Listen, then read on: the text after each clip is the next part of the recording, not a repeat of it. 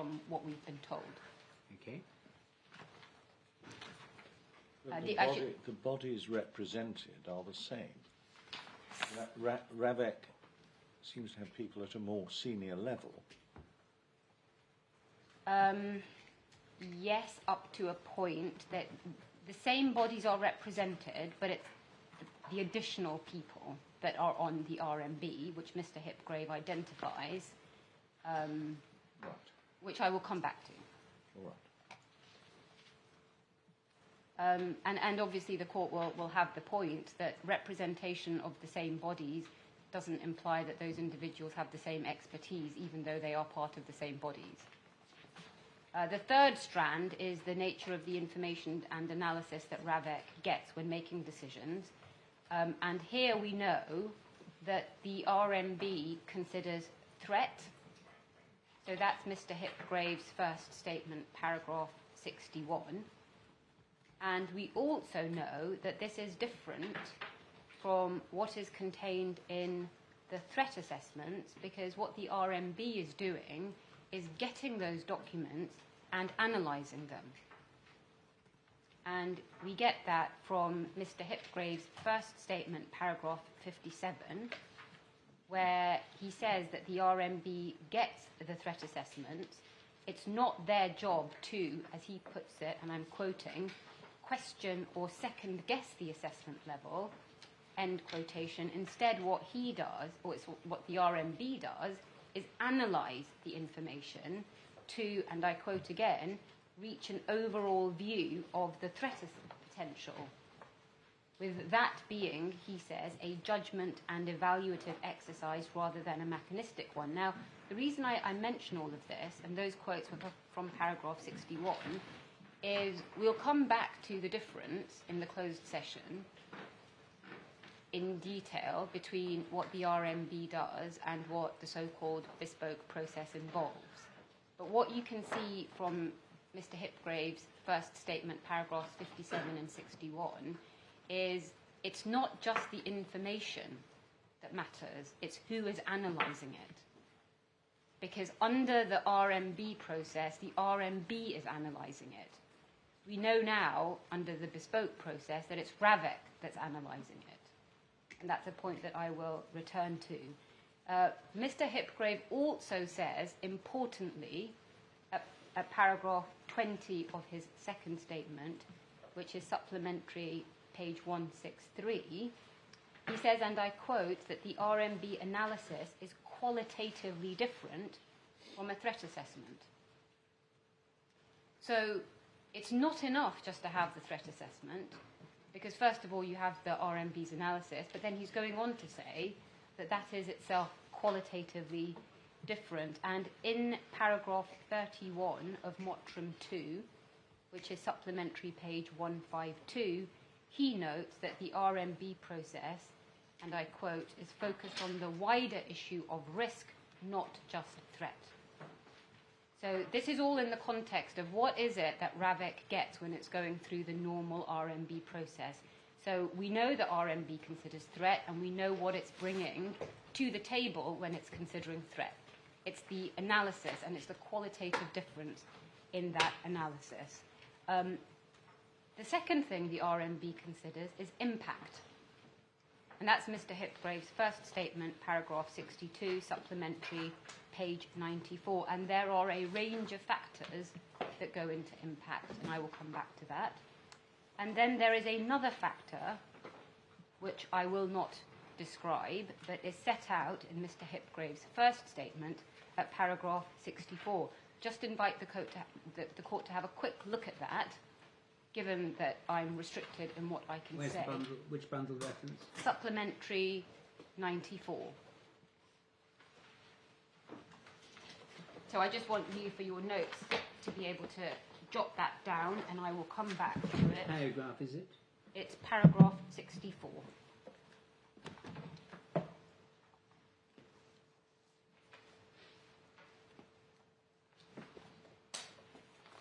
Yep.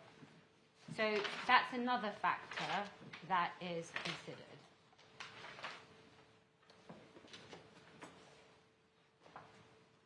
Now, he tells us, Mr. Hipgrave, that, and again I'm quoting, all of these matters are put together by the RMB to create a consolidated risk profile for the individual comprising threat, impact of a successful attack and risk. This will also include a recommendation for protective security mitigations, end quote. That's paragraph 65. It's supplementary, page 95. And he then says that the work of the RMB is considered by RAVEC. That's paragraph 69, supplementary 95. So that is what RAVEC gets when it gets an RMB assessment. It has an assessment that is looking at the things I've just described. The fourth contextual strand is what we know about the RMB assessments that have been done for others and when they've been done. And this is based on the description, which I emphasize is for the purposes of this litigation, of the three broad categories that are described in the evidence. And for the court's reference, that's Mr. Hipgrave's first statement, paras 29 and 31, supplementary, page 86. And giving a broad summary, what we know is that most of those provided with protective security are in the role-based category. That's Hipgrave 1, para 32, supplementary 87. And he says that in general, it's expected that the RMB will consider each principle within RAVEC's cohort annually. That's Hipgrave 1, para 66.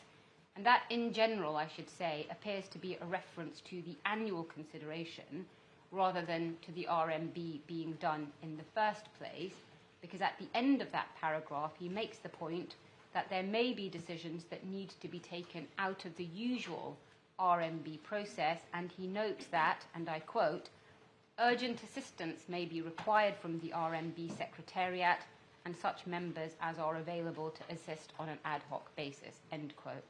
That's Hipgrave 1, para 66. And I already showed you Annex A to make the point that even with those ad hoc, out of the ordinary cycle process meetings, the RMB goes first.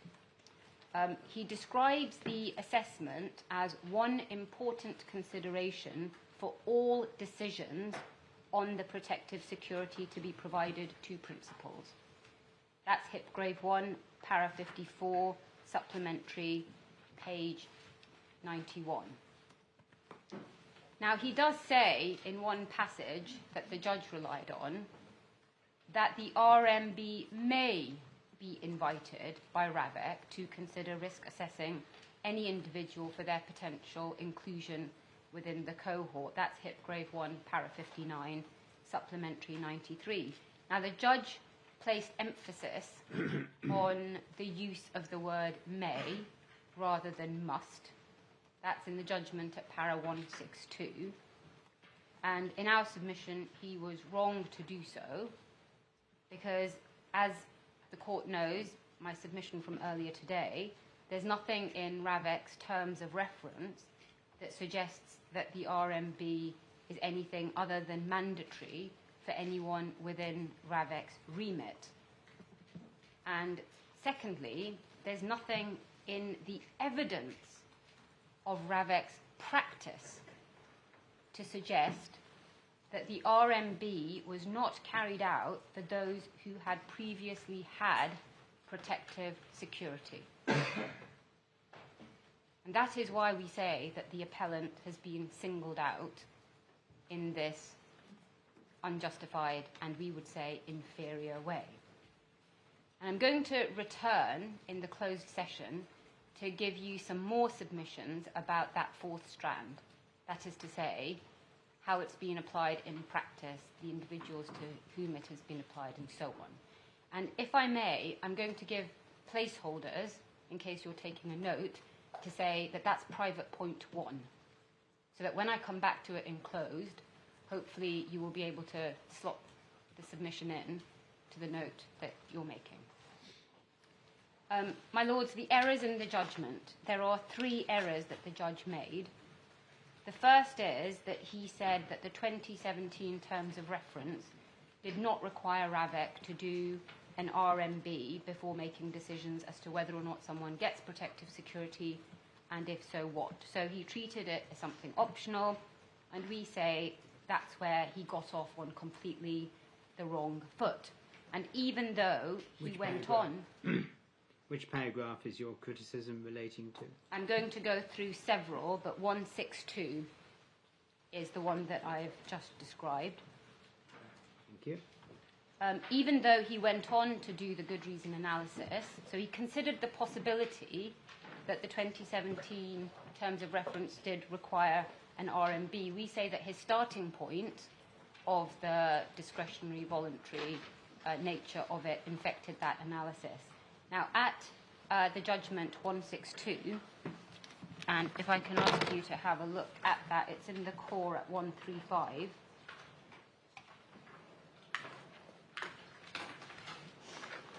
The judge makes 3 points in this paragraph. First of all, he says that the terms of reference cannot be treated as hard-edged policy documents. That's about 7 lines down. 162. If that is intended to mean that the terms of reference do not mean what a reasonable and literate person would understand them to mean, then we submit that that's wrong.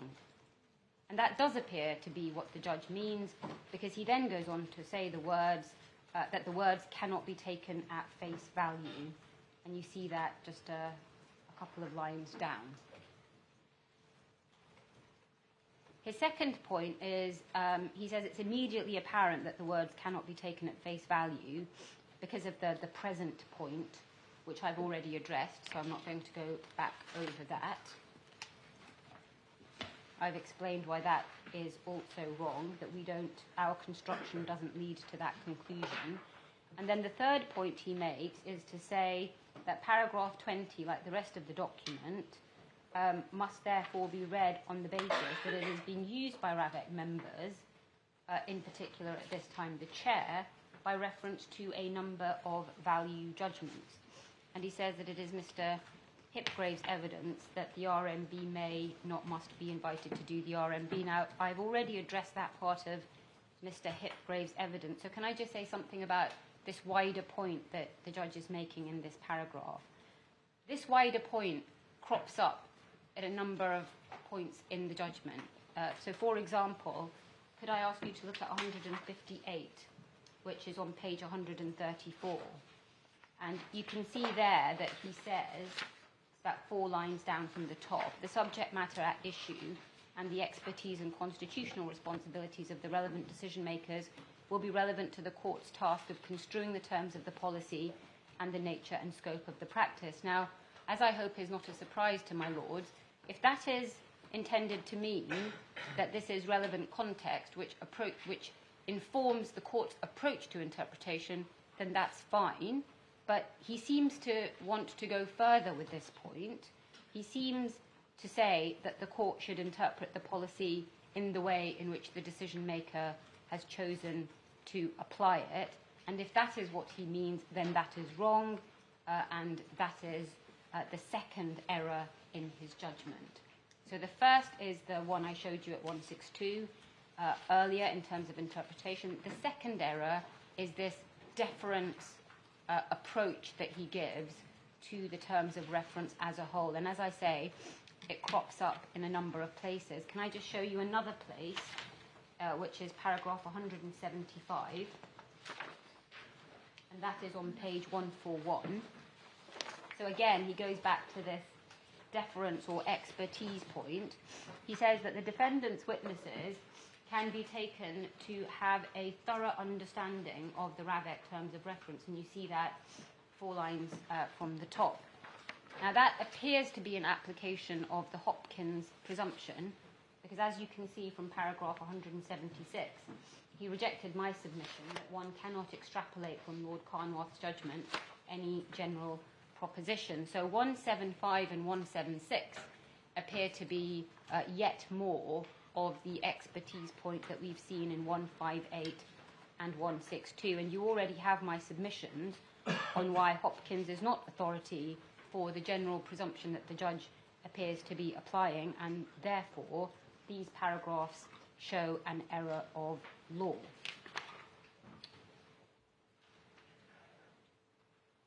Then could we have a look at paragraph 178? This is the third and final interpretation error, which we say is wrong.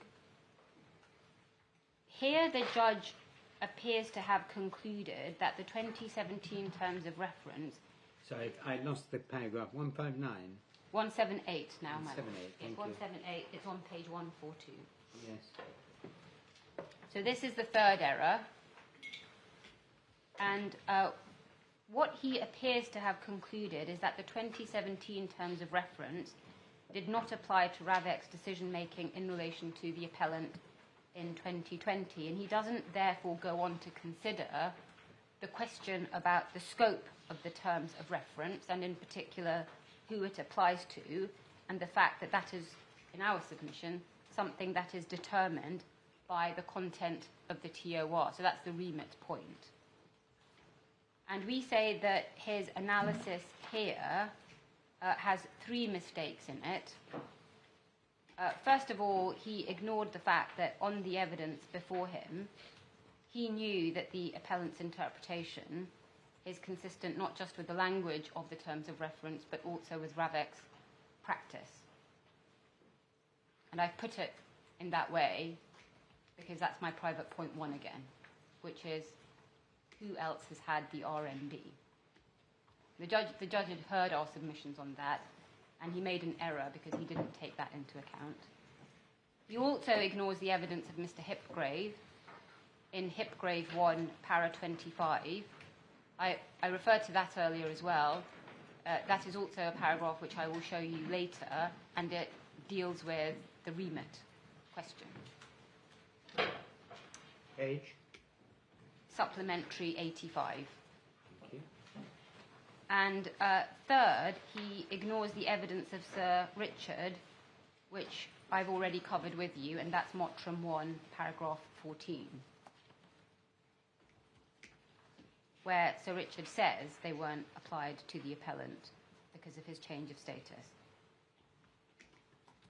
The judge then, on the interpretation part of the judgment, he looks at the position of others at paragraphs 179 to 190. Now, some of that analysis is about good reason, but some of it bears on interpretation. And so that's all going to be part of my private point one.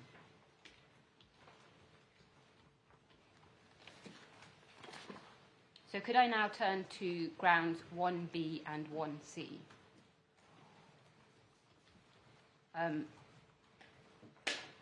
The key parts of the judgment that relate to this, again, if it's helpful for you to have them at the outset, are 155, 158, and 159. That's on the law.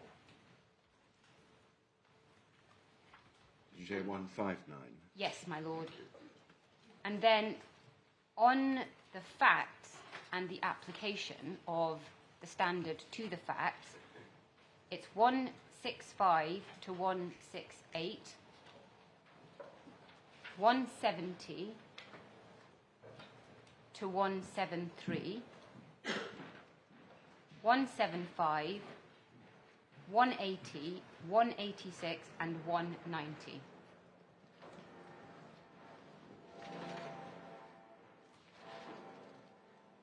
I have 4 overarching submissions on good reason, and they fall to be considered against the backdrop of the points on interpretation that I've already made. The first overarching submission is to identify the correct question for the court. And that question applies to both the judge and this court, provided, of course, that this court agrees with us that the judge was wrong. So if, having exercised that decision in our favour, you then wish to consider the submissions, you will also apply, in my submission, the same test as the one that the judge should have applied in the first place. And applying Munjaz and Tower Hamlets, we say the question is this: whether, on the basis of the evidence adduced, the court considers that Ravek has shown that it has a cogent or compelling reason for failing to do an RMB assessment for the appellant. And that is a question of law which this court must decide for itself if you agree that the judge did err in the ways in which I'm going to submit.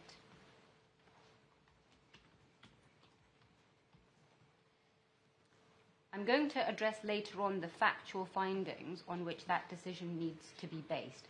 But can I try and put them into two groups? The first group of factual findings relate to the reason for the decision. And these were made by the judge primarily at paras 166 to 168, 170, and 172 to 173.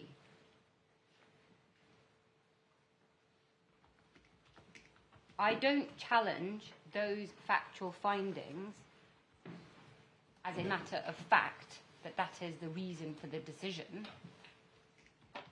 save as to the question of weight, which I will address in my fourth overarching submission. And what I mean by that, just to give you a little bit of an explanation, is I will be submitting that the reason that we have in the witness evidence is not the reason we see in the contemporaneous documents. But that's a question of weight. So that's the first group of factual findings, the reason for the decision. The second group are factual findings regarding the RMB, which the judge made, which are at 165 and 190. And the one that he makes at 165 is also repeated at 171. Those two factual findings, we say the judge got wrong, and this court should not adopt them.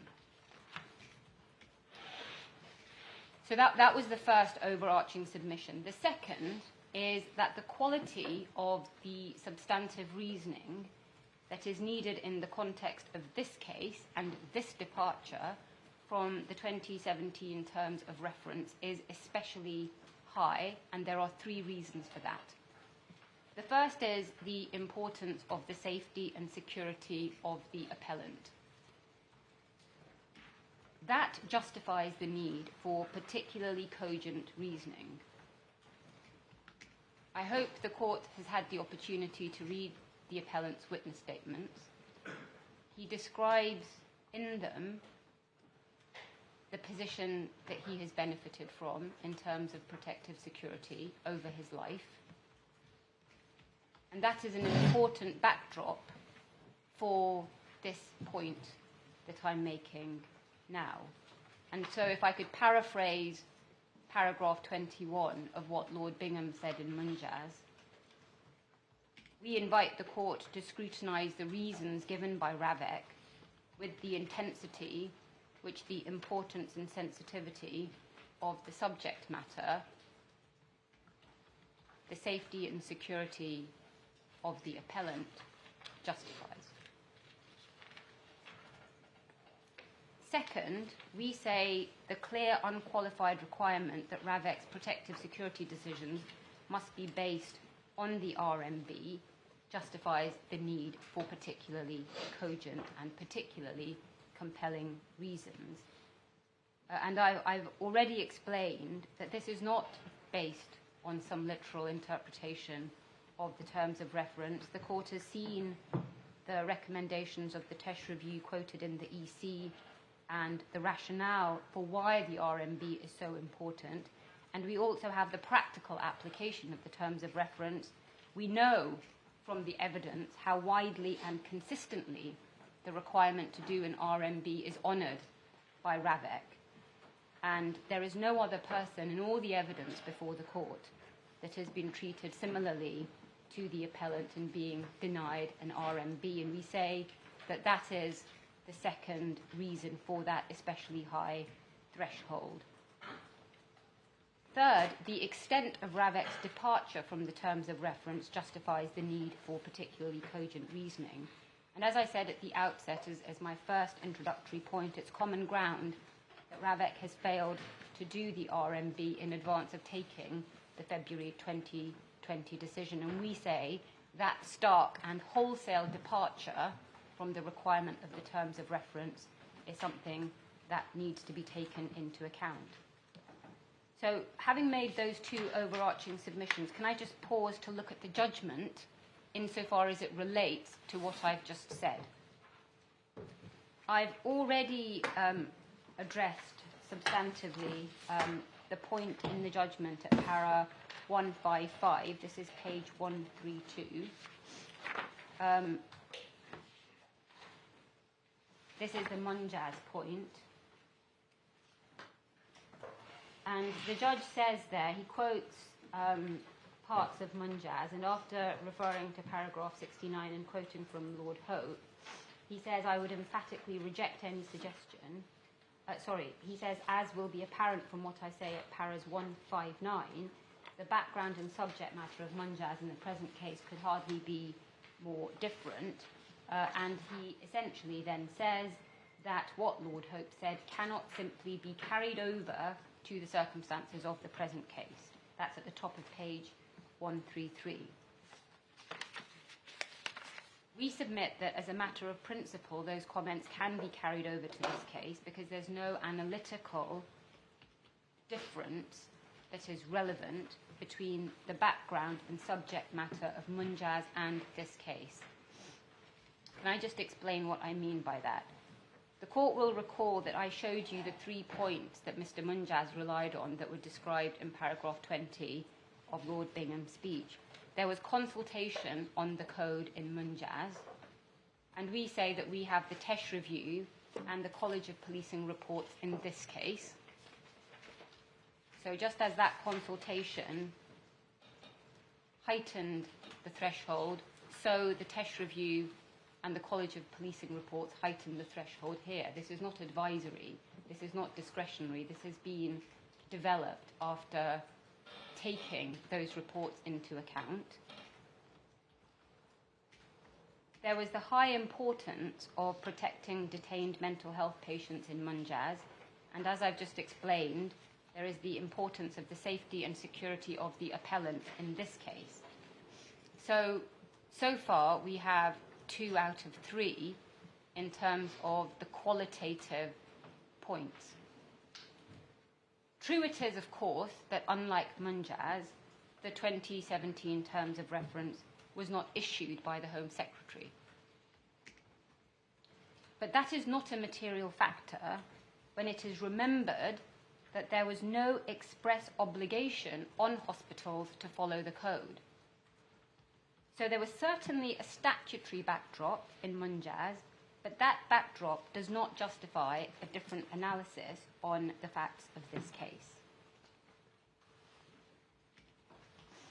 And then he carries on, staying in the judgment at para 155, he carries on and distinguishes Tower Hamlets on the basis that he says it was also a case about statutory guidance, and for the same reasons we say that's not a material distinction when considering what is required by the good reason test. The court will recall that I said that the analytical search is for factors that show that the policy in question is more than merely advisory. Now, those factors could include things that relate to the statutory provenance of the policy, but they don't have to.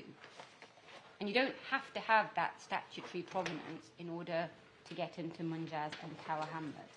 So we say that the judge was wrong at the end of that paragraph to say these cases shed no relevant light on the matters with which I'm concerned. Of course, they don't shed any factually relevant light, but they identify the correct legal test, and that legal test, we say, is to be applied whenever on analysis the policy in question is intended to be very much more than advice which the decision maker might choose to follow or not to follow. That's a paraphrasing of paragraph 20 of Munjaz.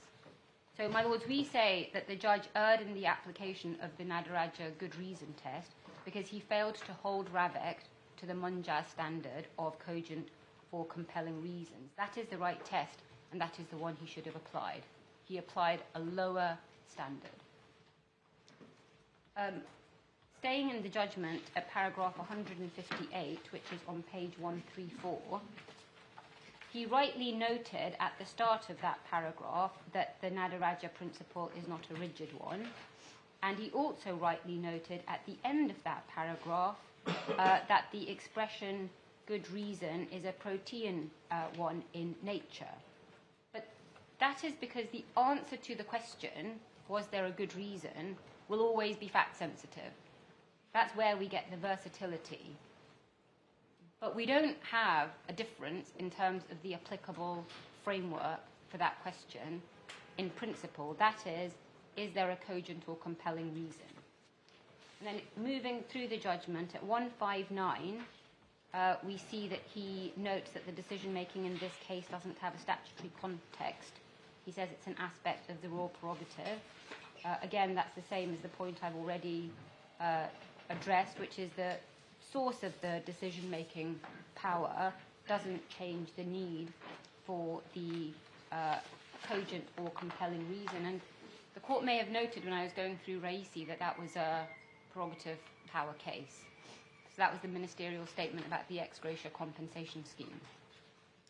And he says at the end of para 159 that the assertion that Sir Richard should have thought to initiate an RMB assessment is close to being a Tameside challenge, and such challenges are founded on irrationality. That is a bad point in our submission, because our assertion regarding the need for the RMB is rooted in Ravek's own policy, so it's not a Tameside challenge.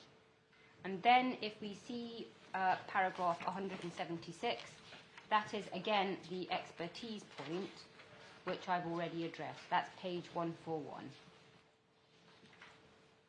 So those are the first and second overarching issues on good reason and why we say that the judge erred in relation to them. My third overarching submission is that the judge's factual findings regarding Sir Richard's reason for not doing an RMB do not disclose a cogent or compelling reason.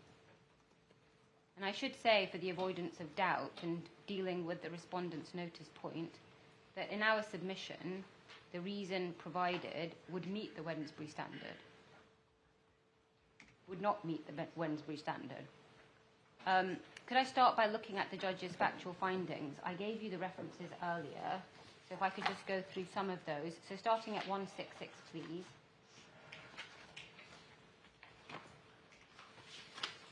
Starting at which paragraph? Paragraph 166, my lord, page 136.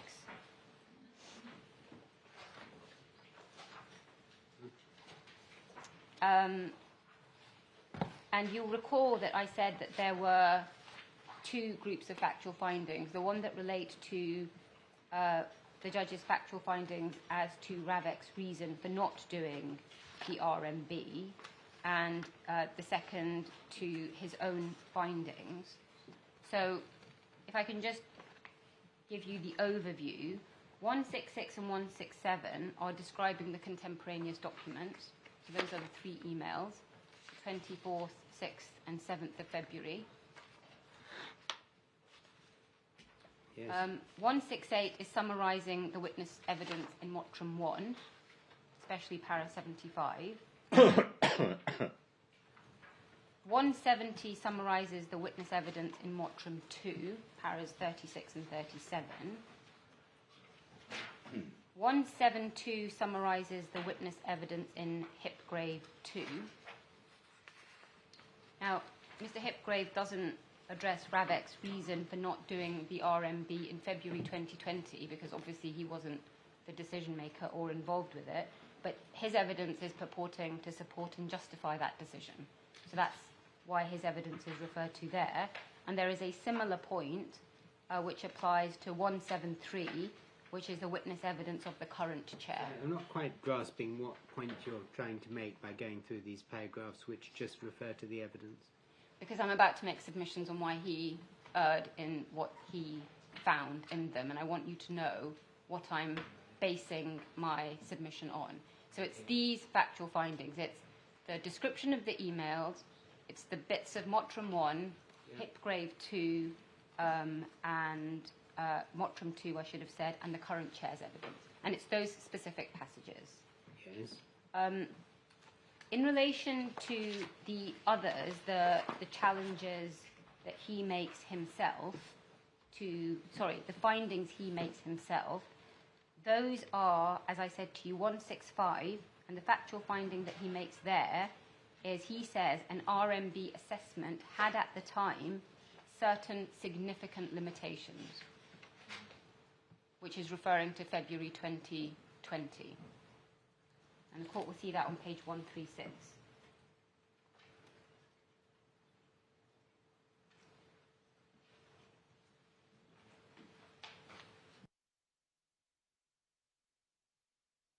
Single sentence is a factual finding. Single sentence where? Paragraph 165, Yeah. page 136, Yeah. second sentence.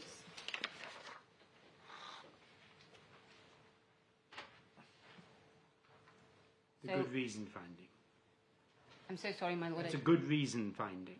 That's a factual, yes, it's a good reason finding. It's a factual finding that he has made that is not in the evidence. It's an inference that he has derived from paragraph 9 of the evaluation criteria paper. So you can see that in paragraph 164 he sets it out, and then he says in 165 it doesn't assist the appellant. He makes that statement, and then he says it supports the defendant's case. And my submission is that there's no basis for that factual finding, and it's wrong.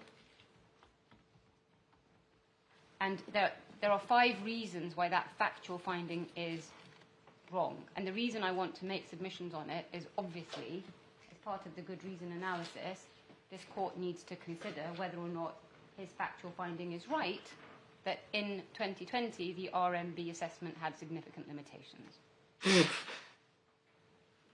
And we say that, first of all, the basis for this, which is paragraph 9 of the EC, doesn't support the inference that he's derived from it. So can I just remind you of what paragraph 9 of the EC said?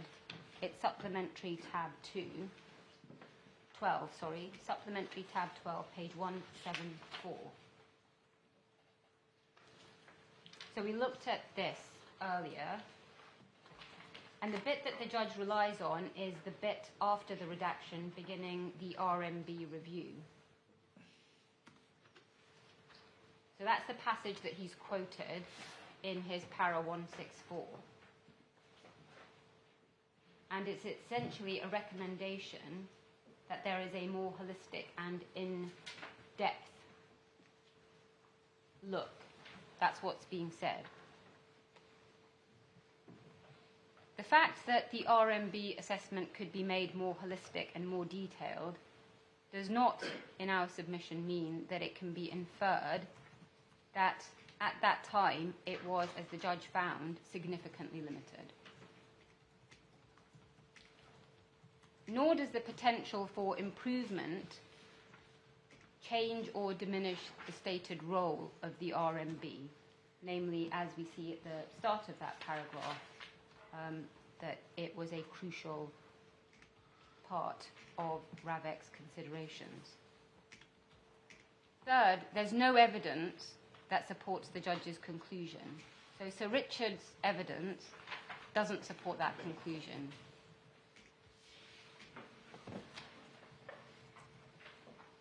And fourth, the contemporary evidence is that an up-to-date RMB would have been of assistance. When considering the arrangements for the June visit, the police asked for the most recent RMB assessment.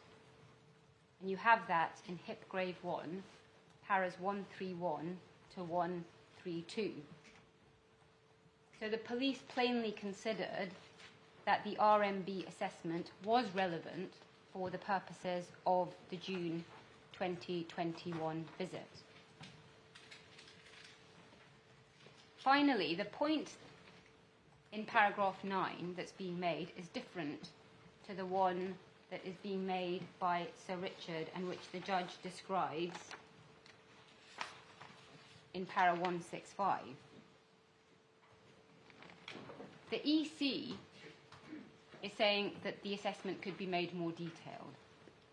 Sir Richard's evidence is not that the RMB wasn't detailed enough. That's not what he has said. He has said that the RMB wouldn't have the information they needed in the appellant's case to meaningfully do one part of the assessment. That's his evidence.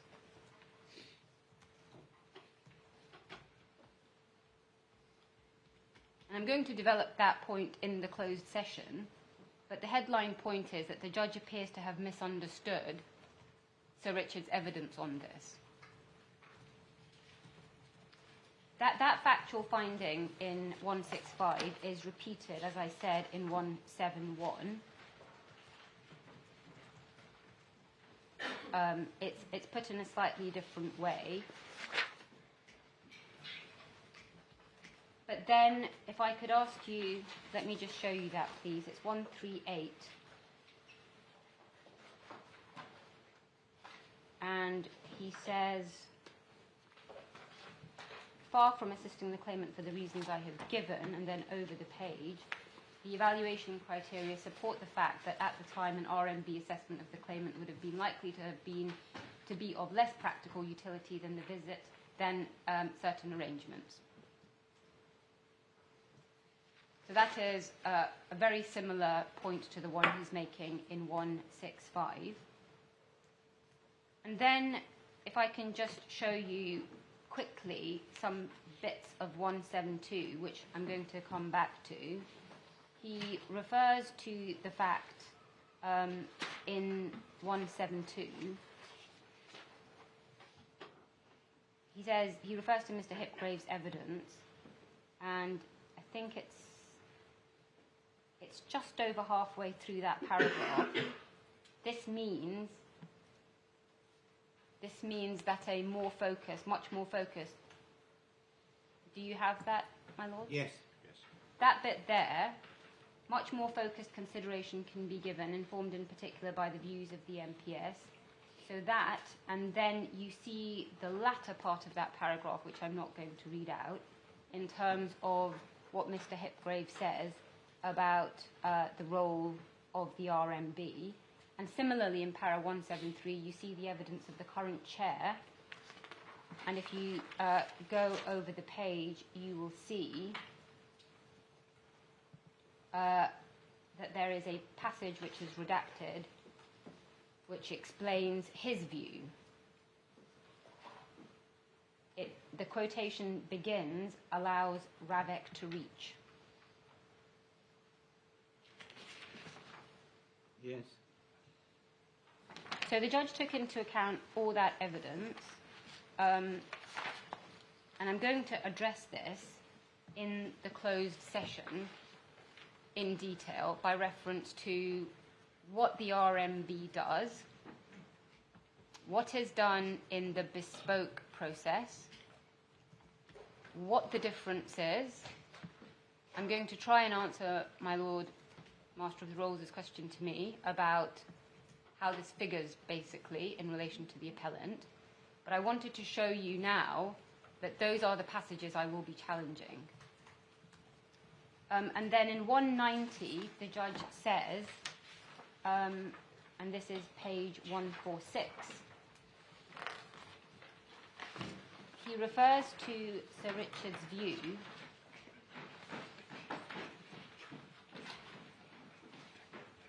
that it was not possible for Ravek at that point to see how matters regarding the claimant would develop. I'm reading from about halfway down in that paragraph, and then there's the sentence, the position would not have been materially affected if an RMB assessment had been commissioned at the time. That's another factual finding that I say is wrong, and I'm going to deal with that also. when I deal with the closed evidence. I should just say it's not entirely clear what the judge bases that assertion on. It appears to be based on the passages I've shown you. So the bits from Mottram 1, Mottram 2, Hipgrave 2, and the current chair's evidence. But in any event, I'm going to come back and address on the evidence why those factual findings don't, in our submission, warrant being upheld. The rationale found by the judge to explain the lack of the RMB does not, in our submission, disclose a good reason for 5 principal reasons. Now, I can't articulate all 5 of them now. I'm going to address them in private point 2, but can I just give you the essence of what the submission is going to be? The RMB is a fundamentally different exercise from the so-called bespoke process. It's done by people with specific expertise and it focuses on distinct factors. The fact that the appellant is living abroad and comes back here from time to time does not in any sense dilute the relevance of those distinct factors when his security is being considered. And the so-called bespoke process and the expertise being applied to that process are, in our submission, not only fundamentally different, but fundamentally inferior for the appellant than for any other individual within the RABEC cohort. And I will develop all of that in the closed session and submit that in light of that analysis, there's no good reason, let alone one that is cogent or compelling. The 4th overarching submission I have on good reason is that little weight can be attached to the witness evidence, because first of all, the explanation in the witness evidence is not to be found in the contemporaneous documents, and second, the witness evidence has been given almost 3 years after the decision in question. Same point, is it? My Lord, no, in the sense that, well, perhaps I can show you the documents, because the documents are so thin that it's very difficult to understand what they mean, let alone distill the contemporary documents. The contemporary documents. So that's one point. We don't see it. And when one has to recollect that the terms of reference, especially back in 2017 when the chair was making these decisions, one would expect the chair to be comforted by the framework in the terms of reference. They're there to protect him as much as anybody else. That wasn't followed. That process wasn't followed. As I've said, it's common ground. And so you might expect that the chair in that position would be taking great care to document what he was doing in this. In his own evidence, he describes it as an unusual and high-profile case. But we don't see that. So that is the contemporaneous documents. But the second point is the passage of time when it is about something that was in someone's mind, an opinion or a belief. And my lords will be familiar with the difficulties of any witness recalling what was in their mind 3 years after the event in question, especially when the underlying documents are so thin. So this really does just go to weight, though, as I've said. The judge gave the witness evidence significant weight. That was how he described it. In my submission, it has little weight because of those 2 factors. Can I show you the first of the emails in question? This is tab 20 of supplementary bundle, and it starts, as with email change, you have to work backwards. It starts on page 207.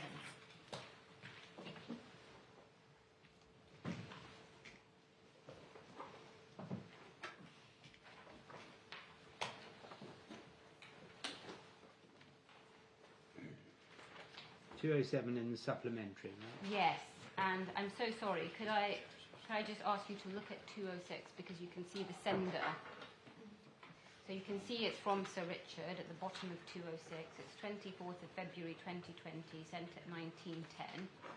And you see there the names of the recipients.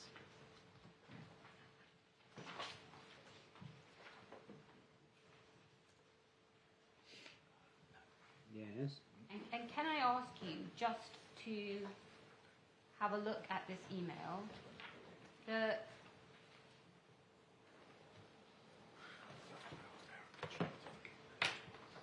two sentences after the bullet points. Oh, I must be in the wrong one. Yes. So you see the bullet points, my lord. I've got it, yeah. And I think it's two sentences, but So in any this event, is it's the a line and a 24th half. of February email. 24th of February. Yes, thank you. If I could just ask you to read that little bit that is outlined in the green. Mm-hmm.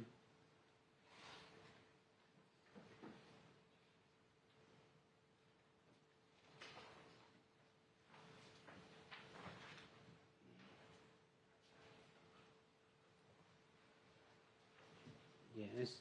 And it's the 7th, 8th and 9th lines.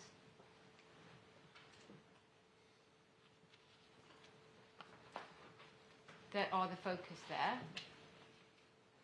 So my lords see that. As we discussed. Yes. And then the section which is unredacted, if we follow this line of argument.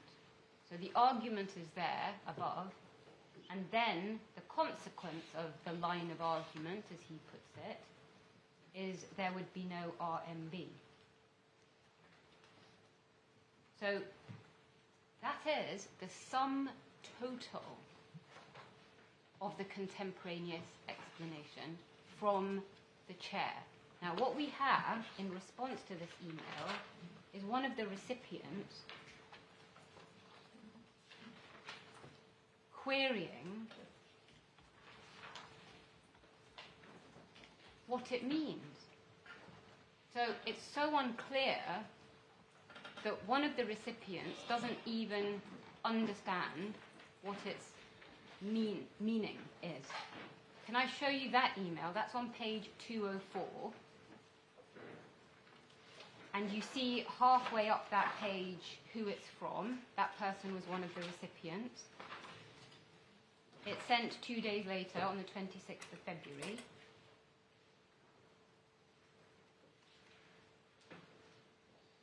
And you can see there that he says... Yes, you're referring to point 4, are you? No, my lord, I'm referring to point 1. He says, following your email on Monday, Got it. am I correct in understanding this means that there will not be, and then you can see what's set out there. So the person getting it didn't really understand, and you can see the last sentence, I suspect we will be pushed for this clarity. So, big red flag for Sir Richard. Haven't explained it particularly clearly, and we do need it to be clear. I mean, big red flag might be overstating that paragraph, mightn't it? He's understood it, actually, because he repeats it. Well, but it's somebody else, my lord. It's never a good thing if somebody has to say back to you to check whether or not they've understood what you've meant. Okay. And also, there is that point about being pushed for clarity. So there was an opportunity for Sir Richard to come back and explain, and we see his response on page 203. And you can see it's 2/3 of the way down. You see that's the response from him. It's the 27th of February. It's going back to that same person. And his response is, your understanding is correct. Yes, but so what's wrong with that? Well, if you now go back and look at what was said in the clarification, so if you go back to para 1 on page 204,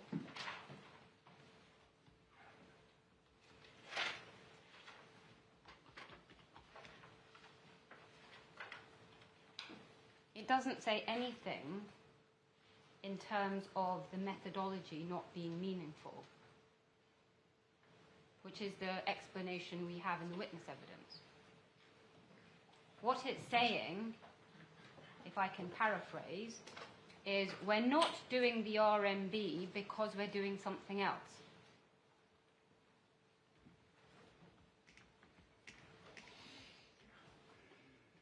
So what you see in the witness evidence now, in my submission, is nowhere to be found. It's not in Sir Richard's first email. It's not in the clarification. Sorry, just be a bit clearer, can you, about that submission? I don't fully understand it. Just say it again. What do you say is in the submission now that is not prefaced in the documents we're looking at? An explanation. An explanation for what? Not doing the RMB. Right, so you say there's no explanation for not doing the RMB in this email exchange. Well, it depends on what my lords regard as an explanation. In my submission, it's not an explanation. What it says is, we're not doing X because we're doing Y. It doesn't say, we're not doing X, we're doing Y because. And so in my submission, to say that you're doing something other than you should be isn't explaining why you're doing it. What you get now in the witness evidence is the why. You get the, we're not doing the RMB, we are doing bespoke because.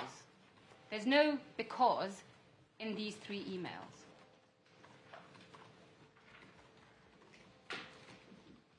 I mean, can you say why they say in the witness statements? I can't remember if it's confidential. In a nutshell, it's that the RMB's methodology no longer suited the appellant's circumstances.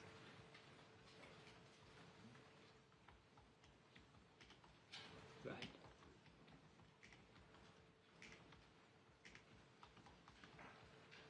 I think that's as much as I can say. But I will come back to it, my lord. I'm not going to leave you with that rather short explanation. I see it a bit more simply than all this. It's this afternoon you made, if I may say so, some rather closely reasoned submissions by reference to bits of evidence here and there and the judge's reasoning. But these emails seem to me to sort of say what they mean and mean what they say. They say in very simple terms, and things don't have to be complicated just because they're important, right? I mean, I hope you would accept that at least. You don't have to have 500 pages to say a very simple thing, like, for example, the safety and security of the claimant is very important. That only takes a few words. And these emails, just reading them fairly, do seem to say, and I'm reading out something that I think is not redacted, there will not be an RMB on the grounds that this is no longer required given alternative governance arrangements being established for the claimant. So there's another solution. That's what's being said. Now, you say that's wrong based upon an interpretation of the TOR, terms of reference, that there has to be an RMB. Now, what if there doesn't have to be an RMB? Why is that reasoning so flawed? Well, this is why we need to go back to everything I've said. I'm not going to repeat myself, but my lords have my point about clarity, logic, and convincing. When you're looking at the material, I'm asking you to look to see whether there is a clear, logical, and convincing explanation. I agree with my lord that it does not need to be 500 pages long.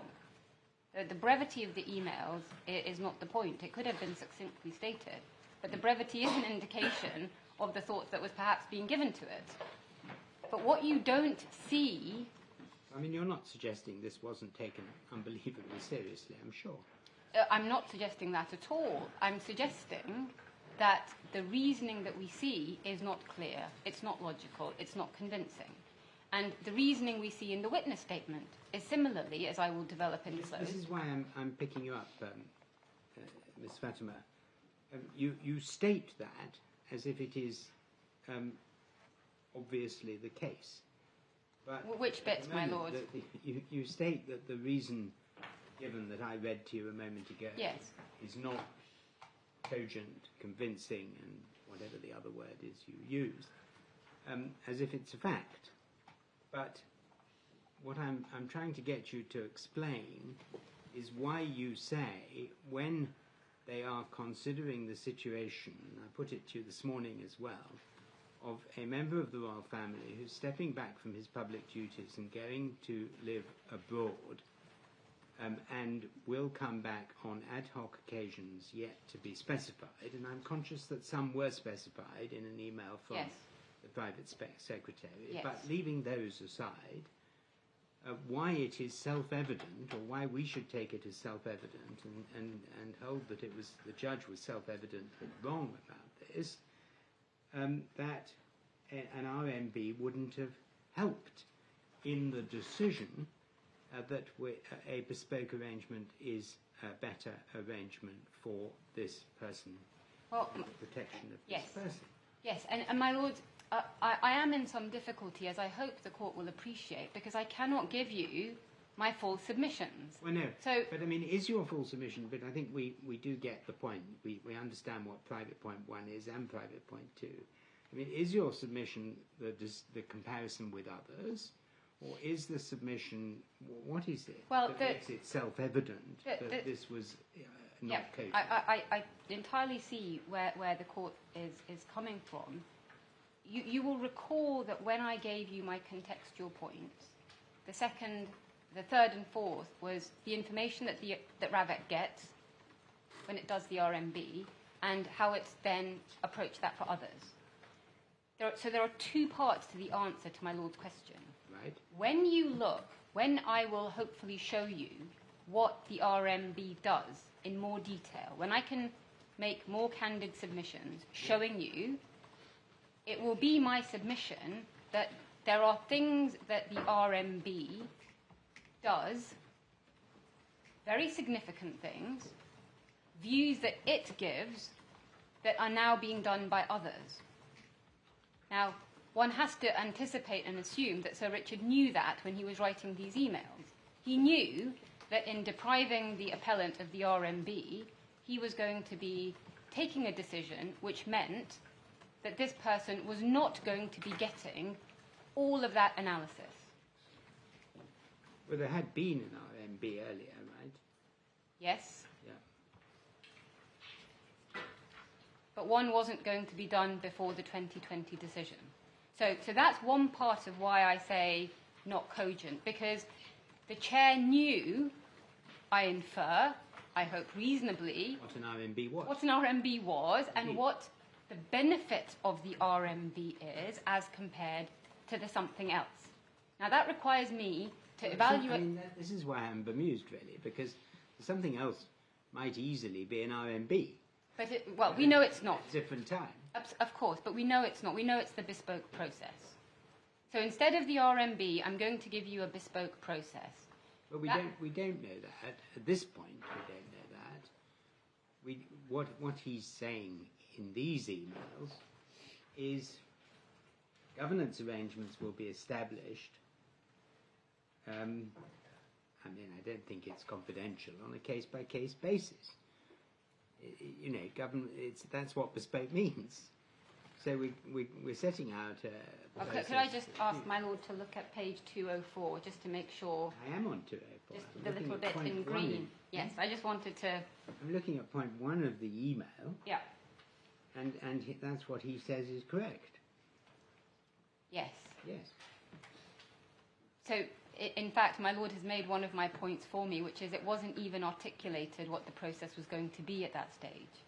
So it's even worse, because it's not RMB, but here I have another crafted solution.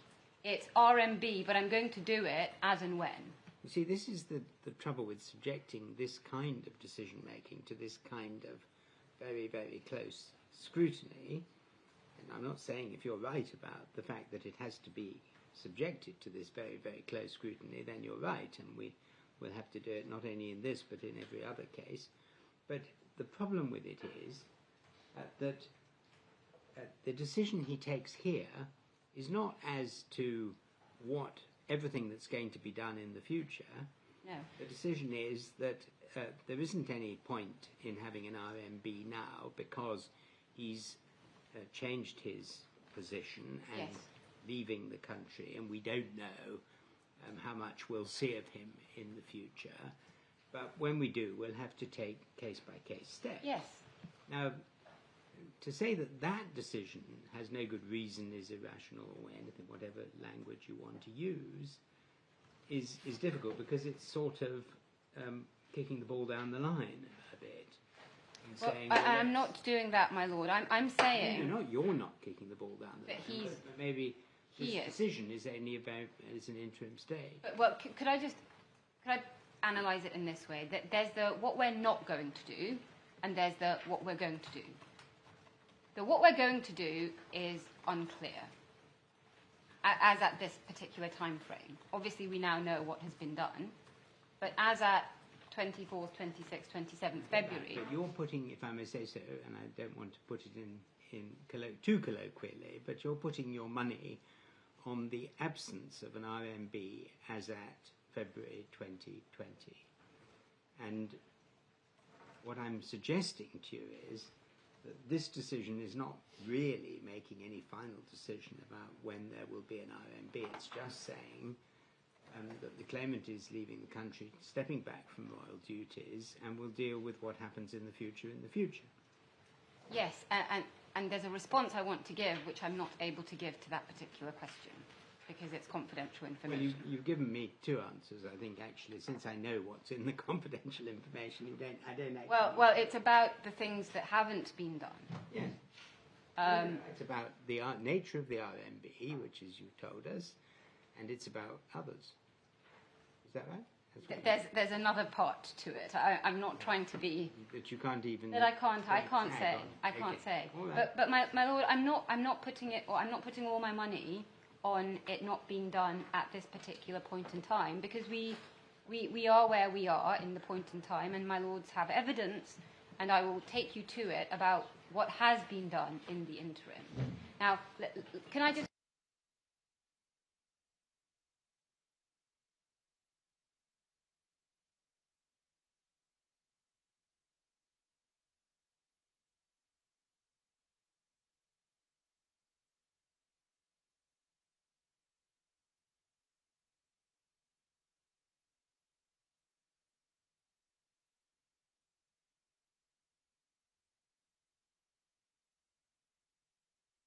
to appeal, but I thought one was that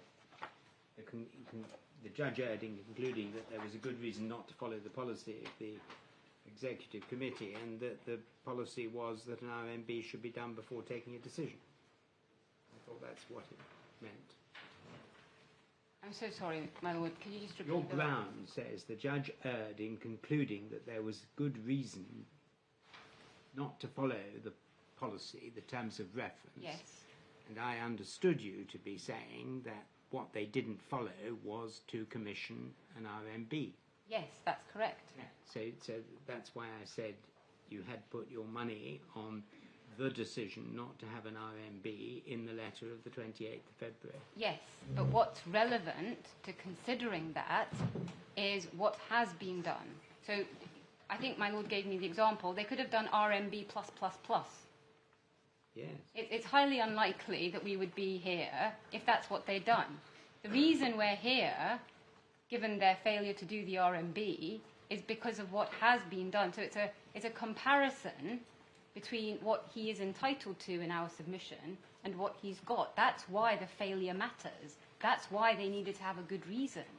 It wouldn't have mattered if what he had gotten was equal to or better than what he was supposed to get. So that's what I mean about it's not just all on the negative, because you can only understand how much of a negative it is when you evaluate it or compare it to what has happened. I mean, you'll forgive me if I'm wrong about this, but I'm not sure how much it's permissible to, or to place any great reliance on the fact that I'm only questioning a decision made in February 2020 because of what happened in 2023. In a sense, you do have to be able to establish that the decision made in 2020 was wrong under the policy in 2020. Do you Yes, not? absolutely. Absolutely. I mean, you may say, well, I wouldn't be here in court if other things had happened, and that's a perfectly reasonable thing to say, but it doesn't affect our decision-making as to whether the judge was right or wrong. Yes. Right? Yes. Anyway, I've tried not to interrupt you. And Oh, no, I haven't very much, but you haven't got much time left. Which No, is I've actually made more progress than I had hoped, so I think I'm all right for time. But my lord, can I just say this? I will address the concerns that my lord has expressed. And you'll have overnight to think about it. Yes, but I'm also restricted, as I hope the court will appreciate, in laying out all my wares today. Yes. Well, for my part, I've got one or two questions I'd like to ask, but I propose to do that tomorrow. Thank you, my lord. Can I just find my spot again, please?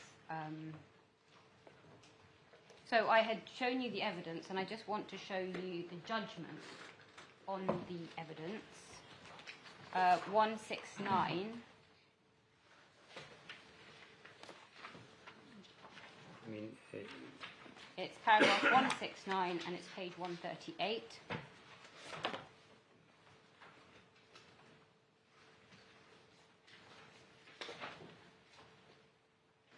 yes. And he says that the 24th of February email suggests that there would not be a need for an RMB because there would be a tripartite mechanism, and you can see the rest of that sentence. Now, the judge says, later you can see in para 170, that contemporaneous evidence is compatible with what's said in the witness statement. And the court has the point that I've made, which is the lack of the explanation in the contemporaneous evidence. And then 174, he again makes a similar point to which we have a similar response, which is the chain says that there would be a change but doesn't explain why. And then the significant weight that I referred to earlier, he says in para 174, and you have my submission on that weight and why we say it can't be given that weight. Now, Sir Richard's first witness statement refers, and this is again the distinction between the contemporaneous and the witness statement point, his first witness statement refers solely to the fact that he had in his mind that there may be significant public upset, is the way he puts it, if harm came to the appellant. That's Mottram 1, para 99. His second witness statement says that he had regard to the impact of a successful attack on the appellant. So that's Mottram 2, para 11, supplementary 147. And the judge relied on that evidence in concluding that there was a good reason. So this was part of the evidence he took into account. He had the emails and the evidence about the change, which I've shown you, but then he also took into account this evidence about impact. And this is particularly important because, as I've said to you, the RMB considers impact. And the judge relied on this, you can see, at para 186.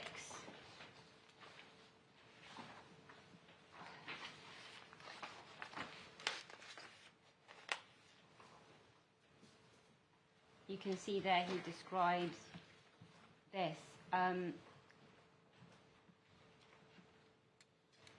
The problems with this paragraph and with this reliance on Sir Richard's evidence is Sir Richard does not articulate how impact was considered.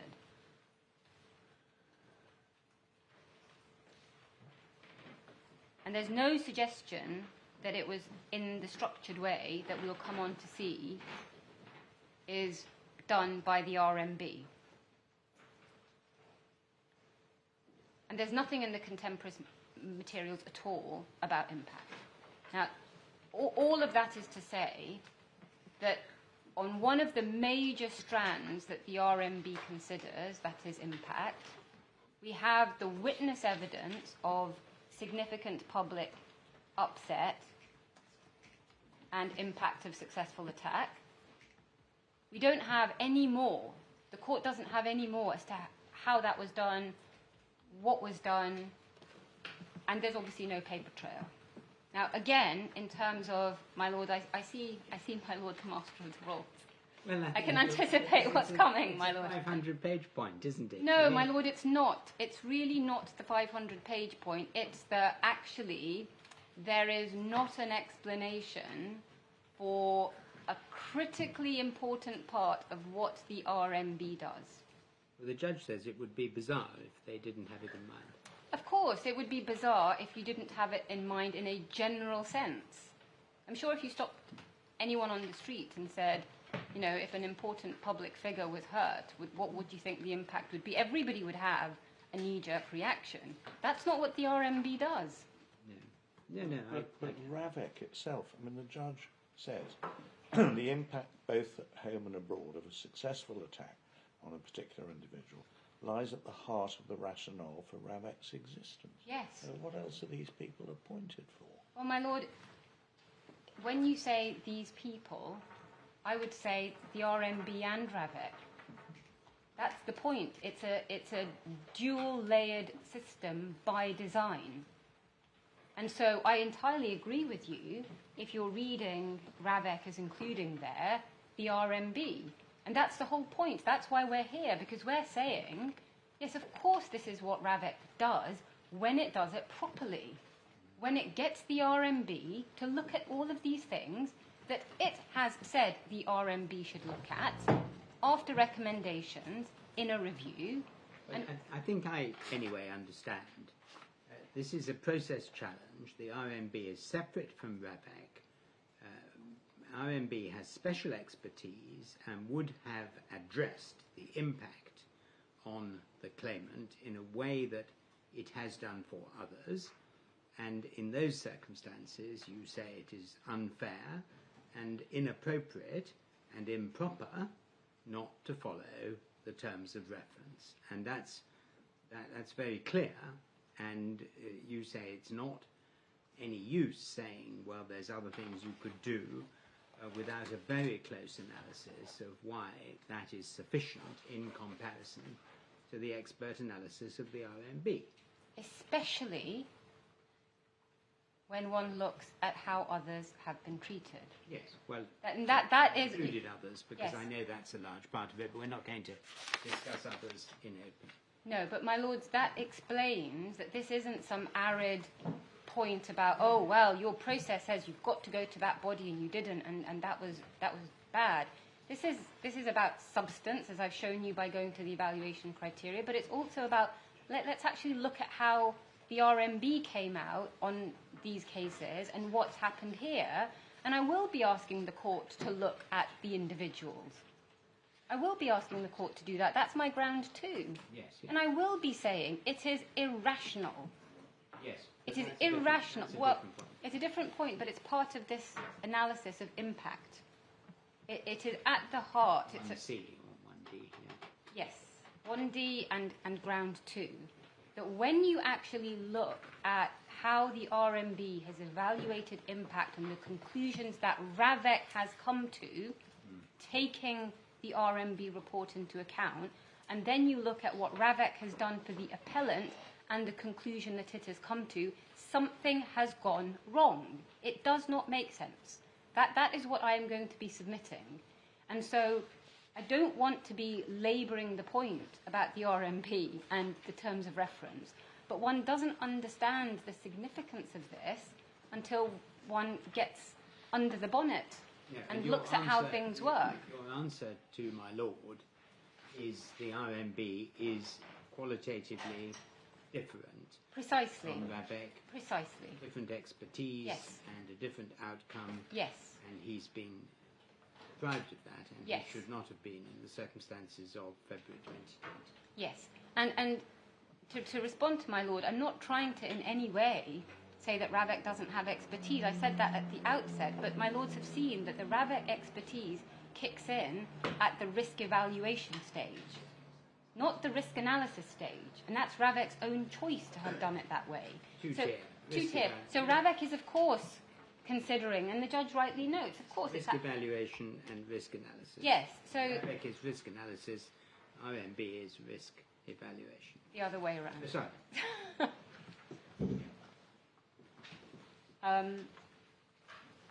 So, my lord, that is ground 1B and C, and I'm going to just do grounds 1D.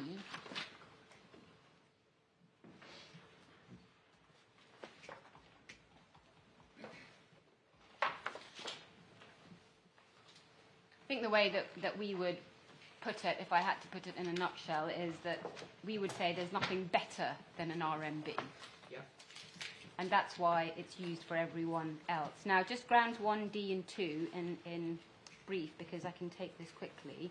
I'm going to deal with ground 2 in the closed session, because so much of it is the comparison with others. But just for my lord's note, that's the judgment at 181 to 192. So just a few words, if I may, on ground 1D. Ground 1D does not appear to have been expressly addressed in the judgment at all. And the court may have seen that in paragraph 250, the judge notes that we made some points after we had received the draft judgment. And this is, if I can ask you to pick it up from 165, you'll see that he says that after circulation of the draft judgment, the claimant invited the court to refer expressly to the following submissions that the claimants had made in the course of the hearing. And then over the page,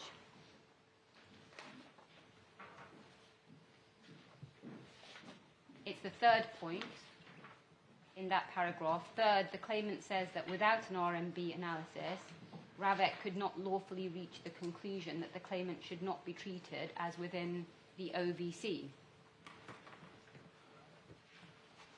And what the judge says in paragraph 251 is essentially to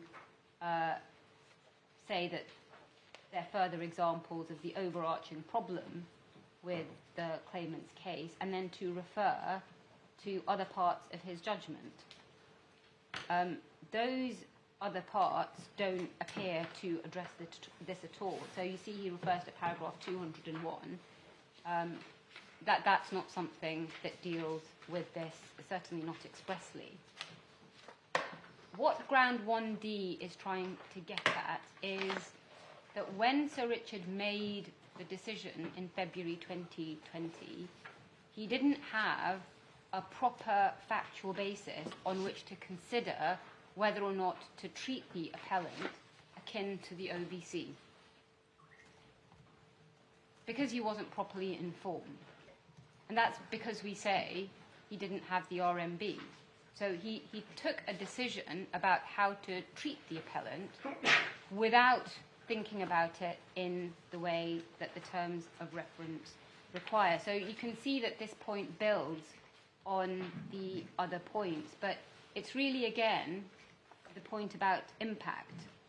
And if I ask you to have a look at Mr. Hipgrave's witness statement, the first one, paragraph 62, just for your note, I'll go to it tomorrow. We say that in light of the matters set out there, the failure to get the RMB in February 2020 means that Sir Richard wasn't properly informed, especially about impact, and therefore he couldn't make that proper decision about the protective security. So I appreciate these are broad categories, and I'm not trying to suggest at all that, you know, they're formal categories and that RAVEC treats them as distinct. But in terms of what you've seen in the emails about how he was approaching this, once that question 2 had arisen, which you saw in his 24th of Feb email about the fact that he wasn't in that role anymore, but we still have this problem, at that stage the answer was, let's get an RMB and then figure out how to potentially categorise him. And I don't mean by that in a bucket of, you know... No, but you say they needed an RMB before they could categorise him as an AVC or not, and they didn't do that, and they weren't in a position to do it. Exactly. So it's a very short point, but it's an important gateway point. The evidence on it will require closed session. Yes, and that's the ground 2. So it's really the gateway point to ground 2. So, my lords, I'm going to come back and deal in private with the points I've flagged. Yes. But those are the submissions.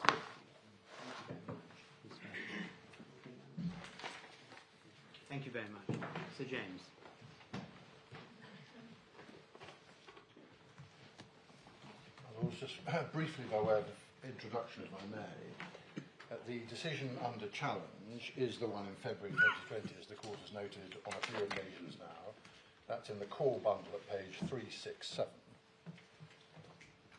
And it was, in a summary, that the appellant would no longer necessarily be provided with the same degree of publicly funded personal protective security when in Great Britain, following on from his change of status.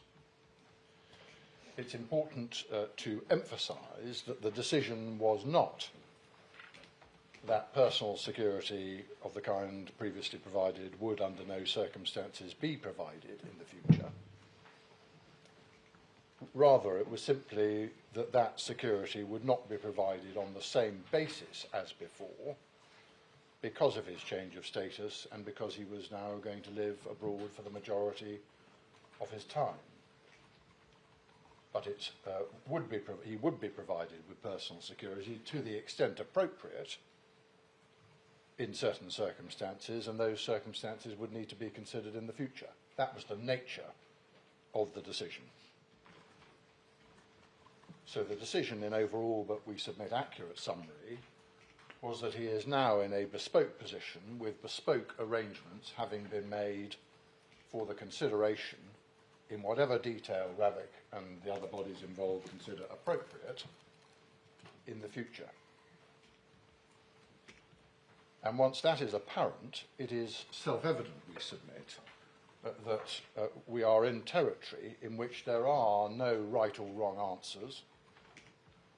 There are matters of judgment against necessarily broad and soft-edge criteria, especially predictive assessments of risk and impact and all the rest of it, including matters on which the security expertise of those involved is likely to be critical.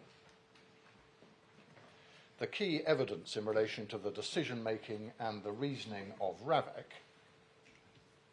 is set out in a long and very carefully detailed section of the judgment between paragraphs 83 and 135, going through, as you've seen, with great care all of the evidence. Particular reliance was placed by the judge, we submit entirely properly, on the two statements made by Sir Richard. You find those, if you want them, in the supplemental bundle. The first one, tab 2, page 34, and the same bundle, tab 7, page 144, is the second one. He was the chair of RAVEC from 2009 right the way up till April 2021 and is now retired. And also in the statements of Mr. Hipgrove, again you've got two witness statements from him, or the court below had two witness statements from him. Supplemental bundle, tab 4, page 79 is the first one. Tab 9, page 159 is the second one.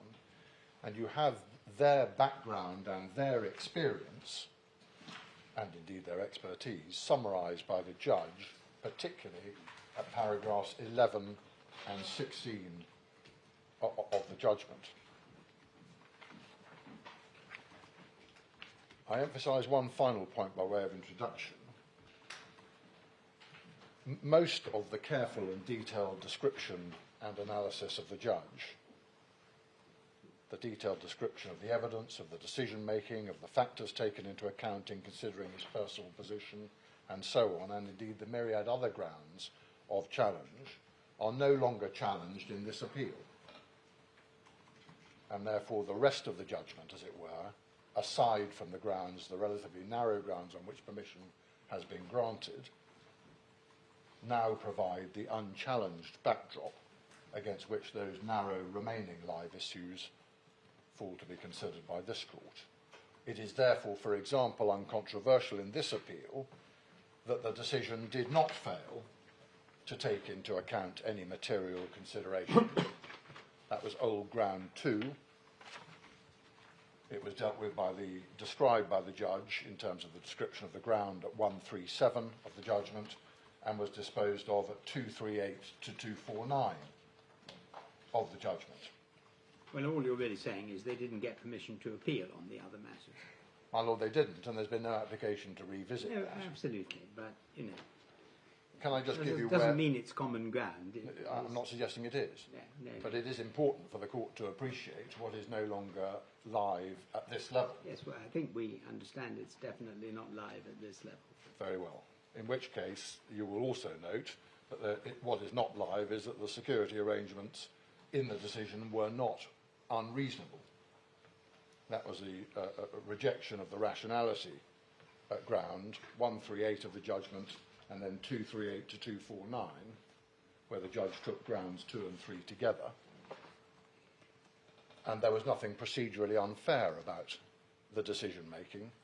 That was ground 4 and ground 5 below, described at 139 to 140, dealt with 213 to 232. So what is left are a collection of subgrounds under misapplication of the policy, no good reason to depart from the policy. And we submit that that ground 1 effectively breaks down into 3 points.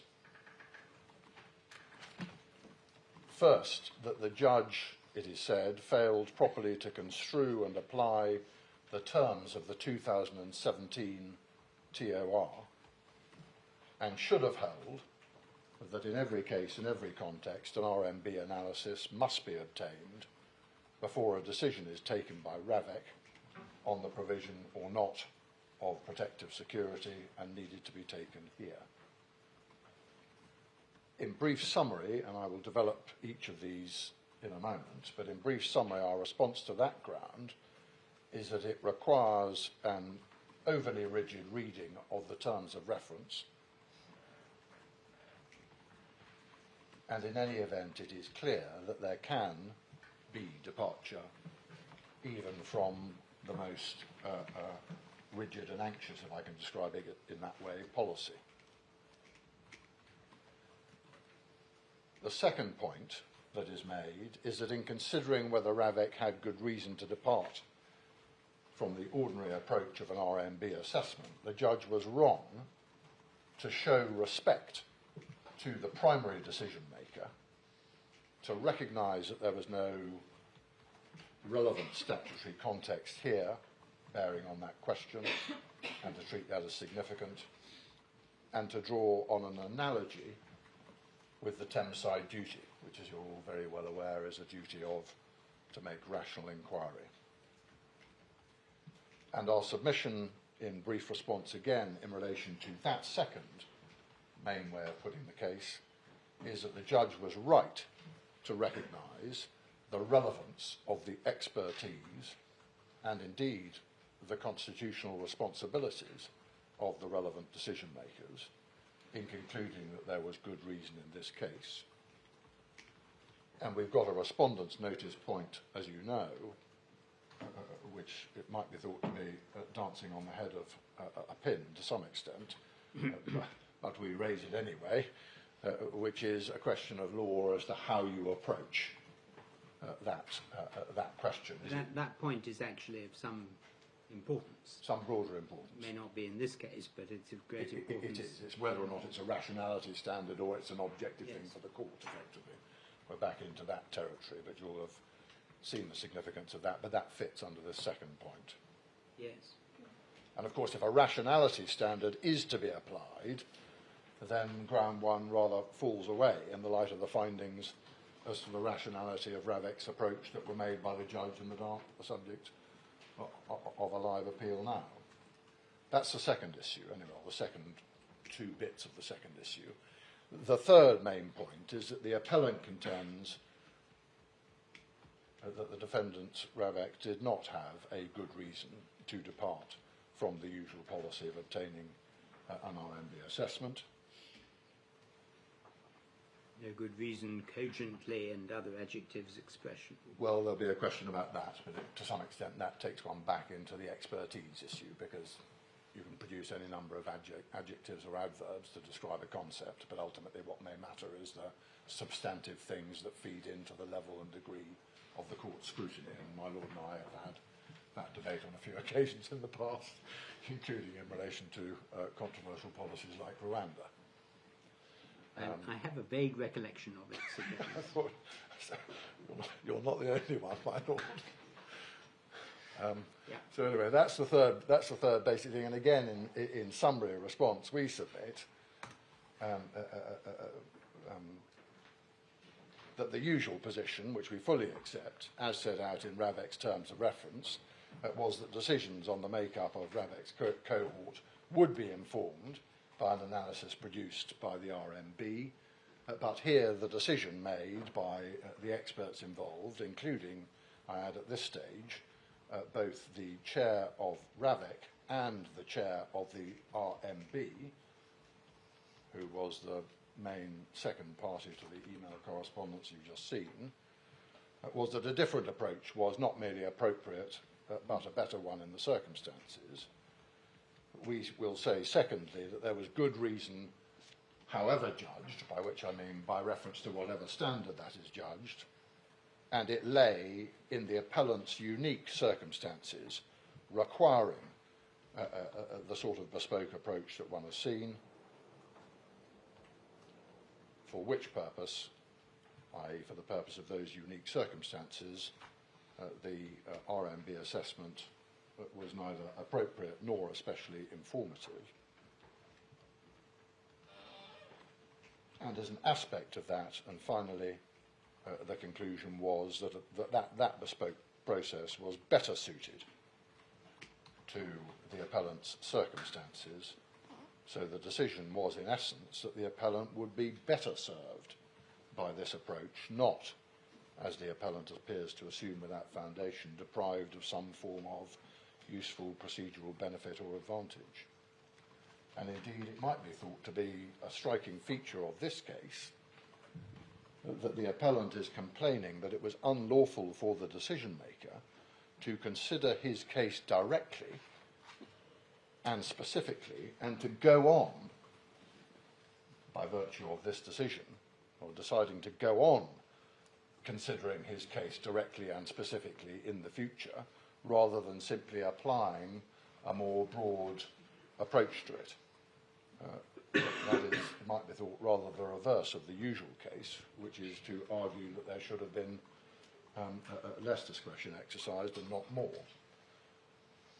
I leave ground two that the contention that it was impossible for the defendant to conclude that the appellant should not be treated as falling within the other VIP category for closed, for obvious reasons. You haven't mentioned in your 3 points the point that Miss Fatima made quite a lot of, even though she's going to give us the detail in closed, which is the comparison with others, and that there isn't a good reason when you compare with others. Well, yes, I'm going to pick up, to the extent that I'm able to in open, I'm going to pick that up probably tomorrow now. Yes. There will be something that can be said in open, but it's very limited for all the reasons that you're well aware of. But, I mean, obviously that does form a major plank Of the appeal. of the appeal. It certainly does, but there's a particular limit and a greater limit on what can be said in relation to that ground by either of us. Well, no, that's true, but I think it comes into the paucity of reasoning that was pointed out in the emails, which you are going to have to address. Yes, which well, you can well, address in open. I'm going to address those emails at open. I'm going to address, to the extent I can, do ground 2. Can I turn to the first argument, and the first of the main points that is raised, which is the interpretation of the 2017 RAVEC terms of reference. We've dealt with that in our skeleton at paragraphs 12 and paragraphs 20 through 26. Two principles of relevance, if I can start with the principles, if I may.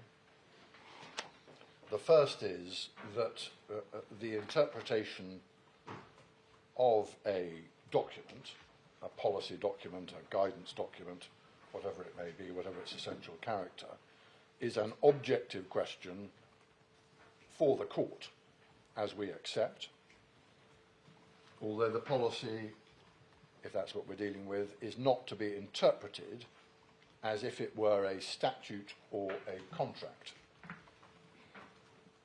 And we get that proposition, which reflects, I think, a degree of common ground between us, from Mandalia that you've seen at paragraph 31, Authorities Bundle, page 485 to 486, tab 12 if you're in hard copy. I don't know, is any member of the court on hard copy? Otherwise I'll just drop the tab references. I don't know if my member of Justice Bean is. I am for authorities, but... Would it help to have the tab numbers? In fact, the pagination is wrong because okay, the versions have been changed. I'll But if you just give pages and paragraphs within the judgment. Yeah, paragraph 31 of Mandalia, 485 to 486. Suffolk Coastal at paragraph 22, per Lord Carnworth. You call it Suffolk Coastal. Suffolk Coastal, is that a wrong Isn't reference? isn't it? Hopkins Holmes. Yes, Hopkins. Yes, Hopkins Yeah. Holmes, sorry. It's the same. I don't want to cause confusion. Well, you It's are. the same. Well, I'm sorry. Hopkins Holmes, I'm going to come back to it. It's tab 16 anyway, page 633 to 634. Yeah. The second principle is that precisely because a policy is not a statute, but is a document which has been adopted in a specific context and is usually being applied by decision makers familiar with it and the public interests it serves to further, particularly when one is dealing in a context where there is expertise, the Supreme Court has emphasised that the courts should respect the expertise of specialist decision makers, and as it was put in Hopkins Holmes, we don't have the confusion, paragraph 25, start at least, as Lord Carnworth put it, from the presumption that they will have understood the policy framework correctly. That is directly challenged Yeah, it in is. this appeal as being applicable here. It is. Yes. And I'll address that immediately, if I may. The basic challenge that my learned friend mounted this morning was to say you can't extrapolate any form of general principle from that because it was a planning case. It was all about planning, as she put it. And my riposte to that, first riposte to that, is that it wasn't all about planning in the sense that she refers to that phrase. It was all about expertise.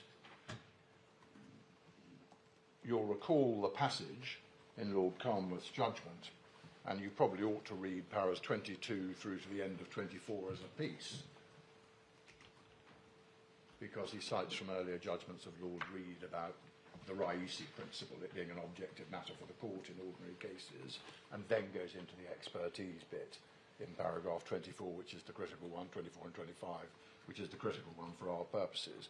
But my first response to my learned friend is that statement of principle, start at least from the presumption they will have understood the policy framework correctly, is particularly linked and attached by Lord Carnworth as a principle to expertise. So it isn't some sort of strange planning principle. No, but what Ms. Fatima submitted was that this is different because it's not some kind of guidance, policy by way of guidance. It's a policy by way of a clear process from which you are not intended to depart because it's telling you what to do. And you don't therefore depart from it just because you say, I'm an expert, I'm going to depart from it. Well, no one says you do that. You can't turn up and say, I'm an expert, so you don't need to bother with any of this. No, that's what she is submitting, is the reason why deference is inappropriate here. It's not just because it's planning, although that's the context of that case, but it's because this is a policy which tells you what to do. Just as the planning policy documents told the planning people what to do. Well, the planning as we know, we've all done planning cases, Sir James, and they are slightly different, but you say anyway that it is a principle that is applicable across the piece. I said and you are departing from guidance in a policy, even if it is telling you what to do. Unequivocal. Yes. Yeah, I do say that, but I don't need to go that far. And if by across the piece you mean in every situation in which policy is promulgated by anyone, I don't need to go that far because the principle that, as expressed by Lord Carnwath for the Supreme Court, was tethered not to planning and the weirdnesses of planning, which we all know about, but to expertise.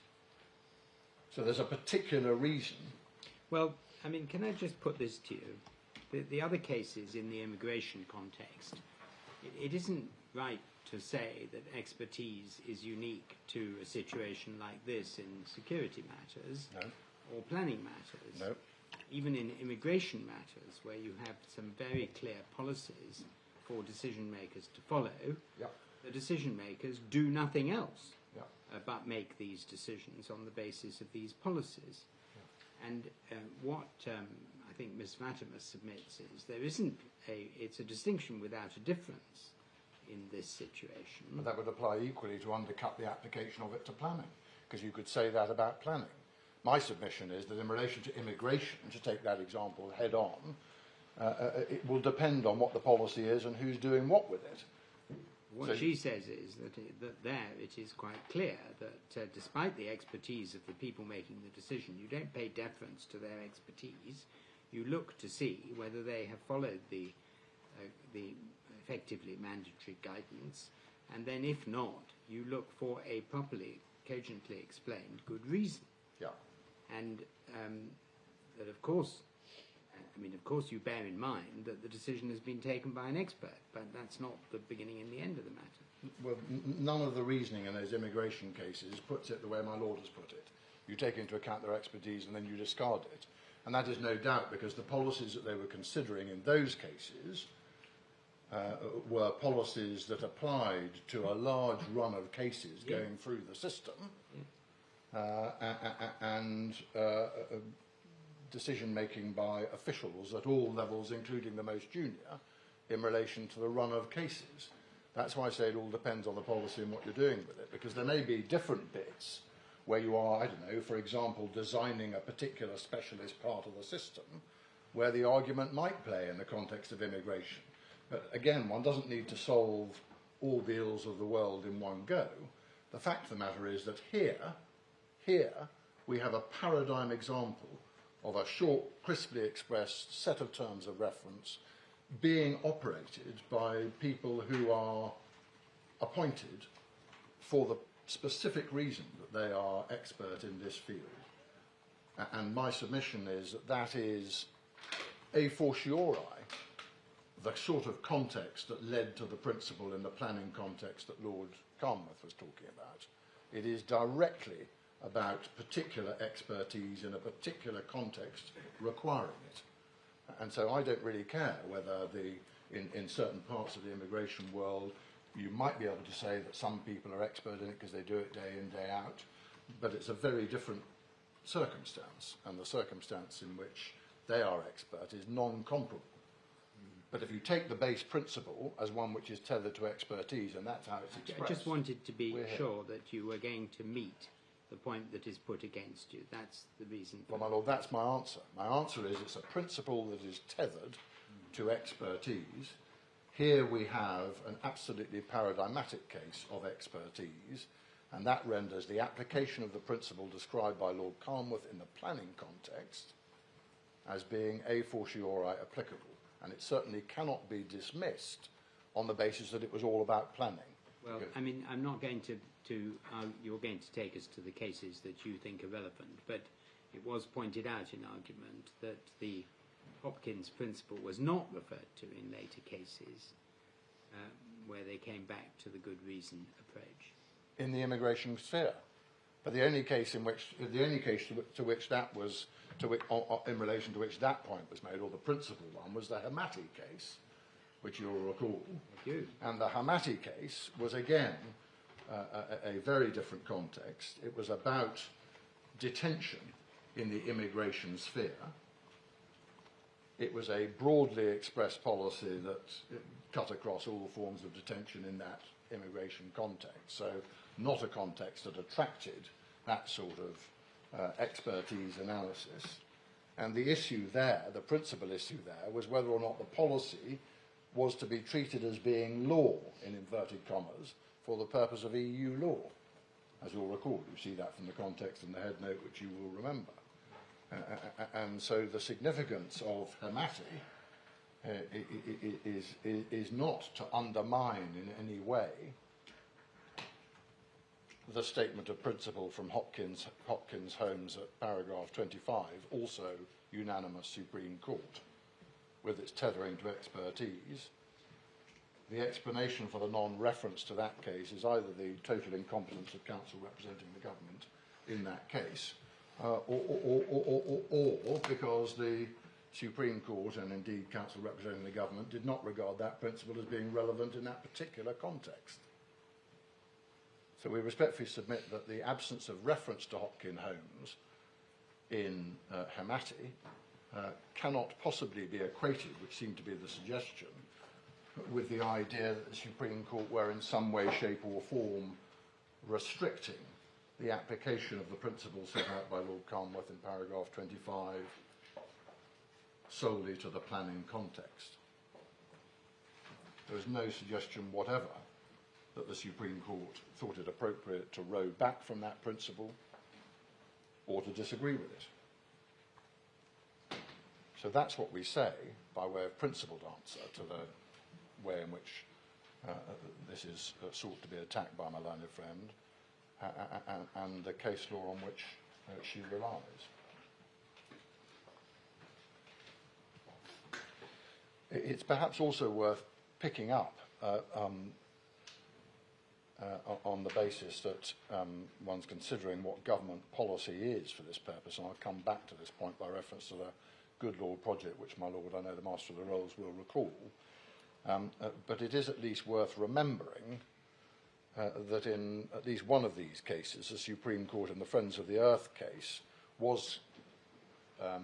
did address and did consider what, when described in legislation, the concept was government policy. That was a legislative term that they were considering, and they considered what that meant. And it is perhaps worth reminding you of that when considering this matter, if only to flag it. If you go, it's not in the bundle, but if you go to Friends of the Earth isn't in the bundle, but if you go to the judgment at paragraph 152,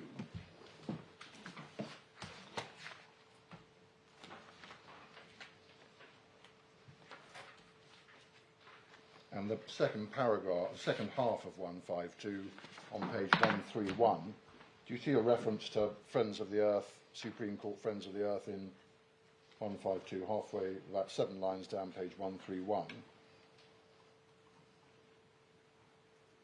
Can I invite you to read from there to the end of the paragraph?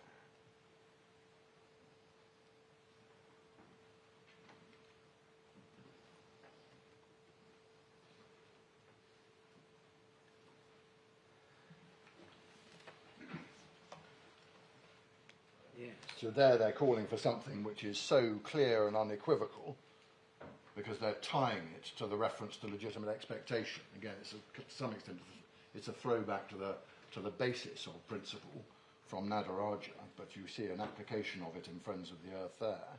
And of course, if it's tied back to legitimate expectation in order for and only to get off the ground in the context of legitimate expectation, you have to have a promise of a certain nature, as you're very well aware. Lord Bingham and MFK, clarity and unequivocality being the moniker or the yardsticks of that sort of thing that would qualify as a policy. And there in Heathrow, they were saying, Friends of the Earth, they were saying in order to get within the statutory concept of a government policy, you have to have a policy of that kind. And there was a dispute about oral statements or ministerial statements and whether they amounted to policies. They are very different context, but it's that link back to the idea that you don't fall within the rubric, as it were, unless you've got that degree of clarity. So we submit that those are the principles of interpretation. No one is abandoning or inviting you to abandon the role of the court in interpreting these sorts of documents. I've accepted that as my first proposition. It is the role of the court. But the question, as ever, is how, in principle, does the court go about doing that? And there you have all of the notes of caution that I've indicated, including not treating it like a statute, including starting from the presumption when you're in an expert context that they've understood the policy framework. But that's not a presumption that applies of any relevance in considering what the meaning of the document is. It doesn't matter whether they understood it or not. You first of all have to work out what the meaning of the document is, and then it'll answer itself whether they understood it correctly. I mean, you may take into account what they say, I suppose, unusually for an interpretation exercise. You may take into account what they say they thought it meant, but it wouldn't be the first thing you'd do. No, how they acted on it. But I mean, that's partly why I said when you go back to Hopkins Holmes, you need to read the 2 or 3 paragraphs preceding paragraph 25, because those do make it clear that the approach in para 25 is an approach that is relevant and treated as being relevant to the exercise of interpretation. Now, of course, it doesn't solve it because the court's still got to do it. Yeah, I mean, if it were a contractual exercise, you would not be permitted to consider evidence. Or an exercise of construing a statute. You can't turn up and say, I intended it to mean this. Well, with a statute, you might have a pepper and heart, but with a contract, you wouldn't have pepper and heart. Well, perhaps it's somewhere. This is more similar to a contract because this is interpreting. The reason we use the word interpreting rather than construing is because it is not a statute. Well, my lord, quite. But these are principles that have been developed in the very context for the purpose of trying to assist the court in how it goes about the approach of doing that. Because this is a strange hybrid business. You're dealing in part with. Do you accept that on a plain reading of the document, although it actually doesn't say it, that there is an apprehension that an RMB will be procured in the decision-making they were thinking about in the terms of reference? In the usual case, yes. It's describing the key tasks. In the situation they were thinking about, which is what no doubt Ravek does every day, they would normally get an RMB. Yeah. Well, that takes that sort of clears away a lot of the undergrowth here, doesn't it? It does. And I'm not going to quibble with that, the usual approach. The question is whether it's, as it were, an absolute obligation. You say there's nothing in all cases. the document that refers to a situation of the kind they were dealing with here, so the thing was more open. That's what it'll come to. Can I come to the application of those principles? One can debate them uphill and down dale, but that's what we say in answer to my learned friend's point on Hopkins Holmes. So I don't want it to be taken as an overstatement of our position. We're not saying it applies across the board. We're saying it applies that framework point only in the context of particular expertise, and that isn't restricted to planning. So the application here, the 2017 terms of reference, you have them in the supplemental bundle at page 168, tab 11. They're summarised in the judgment at paragraph 71, and the relevant bits from paragraphs 20 and 21 are set out verbatim quoted by the judge in paragraph 79 of the judgment. You'll have seen them there. The role of Ravek and the chair in particular is described, as you've seen, paragraphs 1 to 5 of the terms of reference. And C for the chair and his role, paragraph 72 of the judgment. And the appellant does here rely on what we say is an unduly strict reading of the words at paragraph 20 of the TOR, outlining Ravek's key tasks. The executive committee will, and then coupled with the third bullet is her case. The judge found that here, as elsewhere, the appellant's case had adopted and proceeds from an inappropriately formalistic interpretation of the Ravek process as if it was a statute, which approach was, as the judge put it in paragraph 201, entirely inapt for the sort of decision-making with which we are here concerned. See also paragraph 178 on the same theme. And the judge concluded at 162 that the words could not be taken, as it were, as imposing an obligation in all cases and shouldn't be treated as if they were to be applied dogmatically. And we submit that he was entitled and correct so to find. The basic nature and context are critical, we submit. My learned friend's submissions on the policy documents, including this one, seeks to portray them as having some sort of binding nature, as setting out some sort of mandatory set of rules to be applied by rote, when there are no such thing, we submit.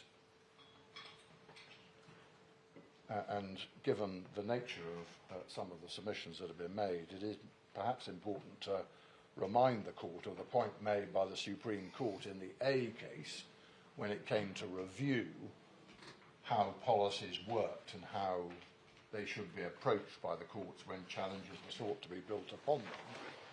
You'll remember the case in question where the judgment was given by Lord Sales and Lord Burnett together for the court.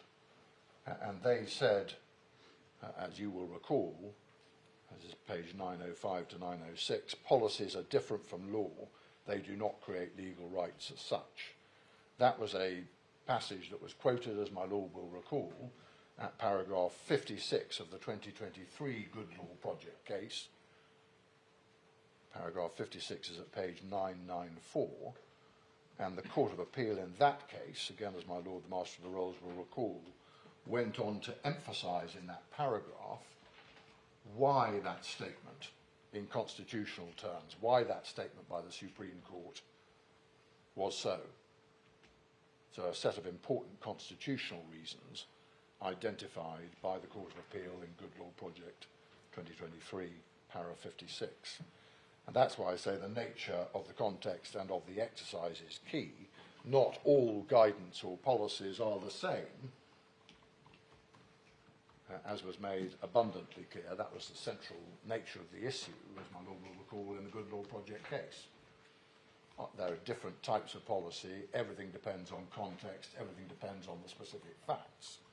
And it's no good, it might be thought to be something of a flaw in my learned friend's approach to the principles that she set out at the very beginning of her submissions, which is you can't simply take a bunch of principles from a whole variety of different contexts and then present them as though they were absolute or general.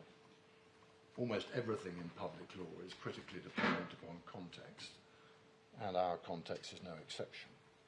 We make 5 submissions on the basic nature and context. Is now a good time to start with 5 submissions? My Lord, I can break if that would be convenient. We're going to run up at a hard time difficulty at some point in this case, I suspect. Well, you can make 1 or 2 of them. No, I don't want to trouble you if it's been a long day. If there are 5 submissions you're going to read out, I'll tell you what you can do is you can send them electronically overnight, and then you can get them through much more quickly in the morning. Yeah. And I still urge Miss Fatima to get her team to send her principles in writing, but electronically, please. Okay, well, we will break there. We will have a bit of a time issue, Sir James, so we'll try not to interrupt you as we tried perhaps unsuccessfully, but mostly successfully, not to interrupt Ms. Fittimer tomorrow. And I would urge you to be as economical as you can, so that nobody feels hard done by the time pressures. Very good. 10:30 in the morning.